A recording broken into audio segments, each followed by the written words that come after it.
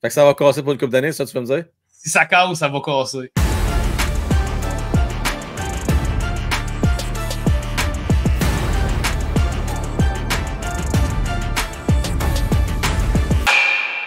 Parlons des choses sérieuses. Le top 20 gardien de but.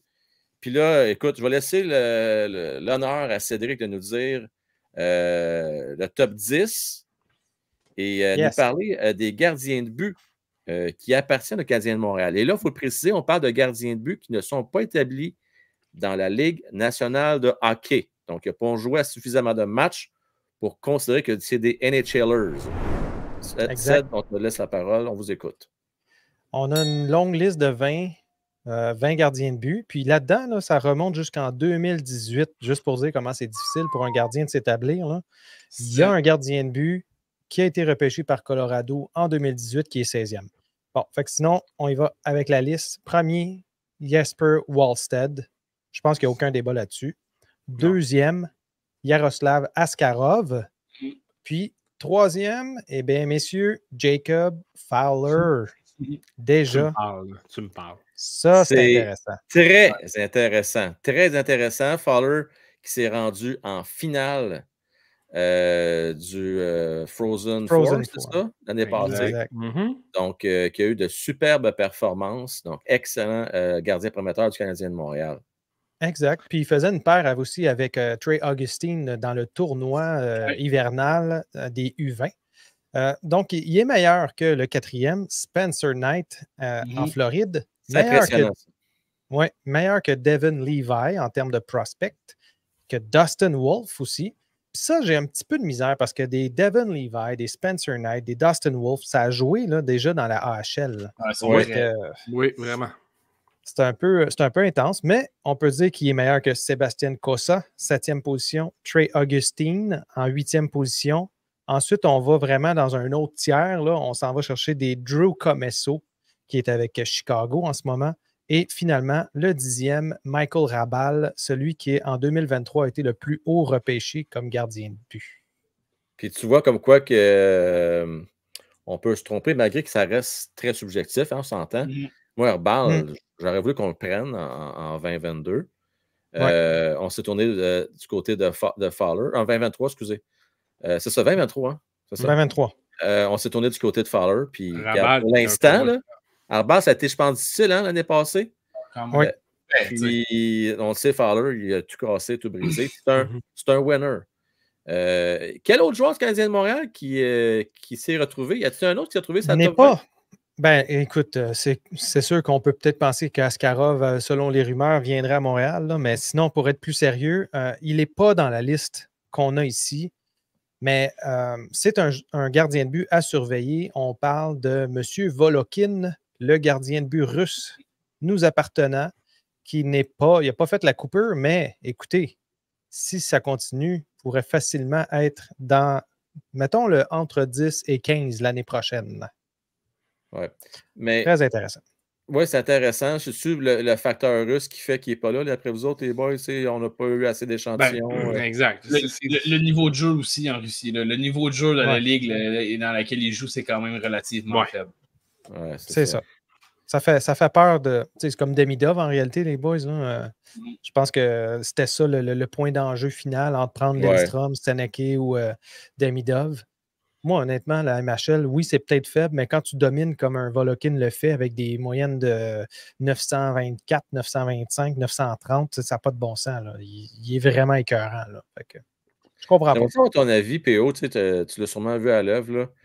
Quentin Miller, qui au camp de développement a mentionné que pour lui, comment je pourrais dire ça? Je ne veux pas y mettre des mots dans la bouche, mais si tu l'entres les lignes, tu n'es même pas loin de lire entre les lignes, je pense, c'est que pour lui, il se considère aussi bon, c'est pas supérieur qu'un Fowler. T'en penses quoi? Ben, écoute, il y a une forte estime de lui, première des choses. Je le félicite, un gardien de but qui démontre qu'il aime ça un peu se challenger. Maintenant, est-ce qu'il est aussi haut que Fowler? Ce qui est sûr, c'est que lui aussi, c'est un winner, l'a remporté à Québec, même si c'était pas lui qui était dans les buts. Cette année, en début de saison, avec les remparts, a très bien fait. En deuxième moitié de saison, il a été échangé à l'Océanie de Rimouski. Pourquoi? Parce qu'ils accueilleront la Coupe Memorial l'an prochain. Donc, à surveiller cette année, Quentin Miller. sera le gardien de but partant. Ils vont vivre et mourir avec lui s'il le faut du côté de Rimouski. Et je prédis, je sens ça dans l'air salin du fleuve. Je crois que Quentin Miller devrait connaître une foutue bonne saison. Je pense aussi. De là à dire qu'il va devenir le gars qui va chauffer les fesses à Fowler, j'en doute, mais ça pourrait être très bien. L'an prochain, il aura 20 ans. Donc, dans 2 ans, pourrait être un gardien de but très intéressant pour le Rocket de Laval. Donc, dans l'échiquier du Canadien de Montréal, là, dans un peu, là, si on regarde le deep chart, le depth chart de tout ça, là, Miller, Volokin et Fowler vont pousser dans le dos à Dobez, Primo, Montembeault. Ça ne sera pas trop long. On va avoir trois jeunes gardiens de but qui vont pousser dans le dos de 3 plus vieux. Je ne veux pas dire des vieux gardiens de but, mais vous comprenez un peu ce que je veux dire. Là, je comprends très bien. 28 ans, Montembeault, on va avoir 29. Ah oui. Ouais, mais il faut pas. 27, ça va être un vétéran. Là, ça va être un vétéran. Non, c'est ça, exact. C'est ça, là. Non, c'est très jeune, là, tu sais. Puis là, pour vrai, cette année, il va avoir la pression, là, parce que là, c'est notre vrai gardien numéro 1. Mais on l'a dit souvent ici, là, ça passe ou ça casse pour les 2 gardiens de but du Canadien de Montréal cette année. Là. Les 2, c'est année, je vais faire un jeu de mots, là, mais c'est élection présidentielle pour les 2. Là. Si ça se peut que ça ne passe pas pour les 2, puis demain matin, on va avoir un nouveau où il y en a un des 2 qui part. Là. C'est fort probable. Si tu me permets, je vais ajouter une petite correction. Ça passe ou ça casse pour Primo dans la Ligue nationale de hockey. Dans le cas de Montembeault, pour moi, ça ne fait pas doute que c'est un NHLer. Maintenant, ce qu'il reste à savoir, c'est un gardien numéro 1 et un gardien numéro 2. C'est là, je pense que ça passe ou ça casse. Dans le sens que, selon moi, sa place est là. S'il n'est pas numéro 1, là, il mérite d'être un gardien numéro 2 au minimum, Montembeault, selon moi. Là. Pas d'accord avec ça? Oui. Je pense. NHLer, je suis d'accord avec toi, mais de là, il va falloir qu'il accepte son rôle de grand frère très bientôt. Là. Il va y avoir des gars qui vont le pousser dans le dos. Il va falloir que quand les gars vont arriver à Montréal, les Fowler, les Volokin, les Miller, il va falloir qu'ils prennent sous leur aile et dire OK, boys, venez-vous-en. Moi, je vais être le gars 1B ou 2 à l'organisation, puis il y en a un de vous 3 qui va prendre le spot de numéro 1. C'est ça qu'il faut qu'il assume. Un peu comme Jake Allen, un moment donné, il a fait après le départ de Carey. Mais malheureusement, on s'entend-tu que l'an passé, là, les 3 gardiens de but, là, ils ont tout le temps gardé le sourire, mais ça devait être pénible en esti. C'est moi sacré, là, mais c'est un peu ça. Puis on ne veut plus voir ça dans l'organisation du Canadien. Ça, c'est certain. Moi, je trouve ça drôle, là, parce que je pense que présentement, on dit ça passe ou ça casse, mais moi, je pense que ça passe ou ça casse, mais ça va être eux autres pour 2-3 ans. Là. Fait que ça va casser pour une couple d'années, ça, tu veux me dire? Si ça casse, ça va casser. Parce que je pense que le Canadien, ils ne feront pas des pieds pour aller en chercher un. Là. En tout cas, ils ne paieront pas. Ça va être un Connor Hughes. Tu sais, techniquement, Fowler peut-tu penser l'année prochaine? Je pense pas. Il va aller... Non. Il va être patient avec le Fowler. Il va être très patient. Il ne faut pas le presser. Il ne faut pas le presser, gang. Moi, je suis pas sûr de ça. Je suis de ceux qui croient qu'il ne faut pas presser son développement. Oui, Cédric, je vais te laisser émettre ta possibilité. Tu nous en avais parlé l'autre jour, puis je suis à moitié d'accord. Fait que, tu sais, là-dessus, expose ton projet de société. Ouais. Moi, j'ai l'impression... On t'écoute, Céd, vas-y. Moi, j'ai l'impression, gang, que Fowler va finir la saison avec le Boston de college. Donc, il va finir, il va gagner le tournoi du Frozen Four, puis il va se ramasser avec le Canadien pour les 2 derniers matchs, un peu comme Lane Hudson l'a fait l'année passée. Puis l'année suivante, il va déjà chauffer les fesses pour avoir un poste dans la Ligue nationale. Je ne dis pas qu'il va l'avoir, mais j'ai l'impression qu'il va déjà chauffer les fesses, puis on va être jusqu'à la dernière minute avant de décider si on le ramène dans la Ligue américaine ou si on le fait jouer. Mais moi, je suis persuadé que dès l'année prochaine, Fowler, il joue dans le pro. Wow. En Ligue américaine, peut-être, oui. Ouais.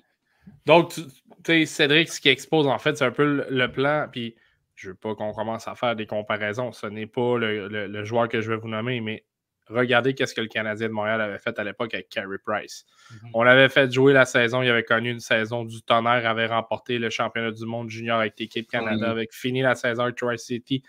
Dès qu'il avait terminé la saison, on l'a amené avec les Bulldogs de Edmonton.